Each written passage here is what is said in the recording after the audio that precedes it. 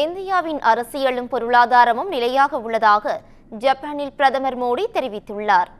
India Japan 15வது ஆண்டு உச்சி மாநாட்டில் பங்கேற்பதற்காக பிரதமர் மோடி 2 நாட்கள் பயணமாக ஜப்பான் டோக்கியோ நகருக்கு சென்றடைந்தார்.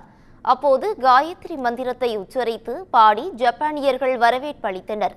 இதேபோல் ஜப்பான் வாழ் இந்தியர்களும் பிரதமர் மோடியை உற்சாகத்துடன் வரவேற்றனர்.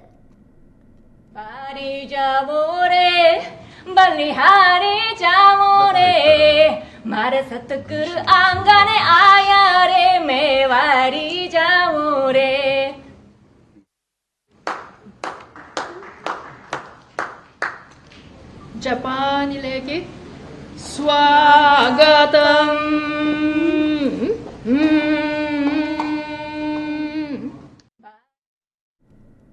தொடர்ந்து இந்தியா ஜப்பான் பொருளாதார கூட்டத்தில் பங்கேற்று பிரதமர் மோடி உரையாற்றினார். அமெரிக்கா 50% வரி விதித்த நிலையில் இந்தியாவின் அரசியலும் பொருளாதாரமும் நிலையாக உள்ளதாக பிரதமர் மோடி பெருமிதம் தெரிவித்தார்.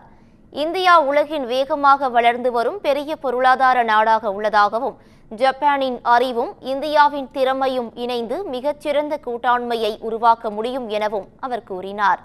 ஏஐ, செமிகண்டக்டர், குவாண்டம், கணினி, உயிரி தொழில்நுட்பம், விண்வெளி ஆகியவற்றில் இந்தியா மிக சவாலான லட்சிய முயற்சிகளை எடுத்து வருவதாகவும் பிரதமர் மோடி குறிப்பிட்டுள்ளார். பிரதமர் மோடியின் வருகையால் அமெரிக்க பயணத்தை ஜப்பான் வர்த்தக ஆலோசகர் ரத்து செய்த காரணத்தால் ஜப்பான் அமெரிக்கா இடையேயான $550 பில்லியன் வர்த்தக ஒப்பந்தம் கையெழுத்தாவதில் தாமதம் ஏற்பட்டுள்ளது.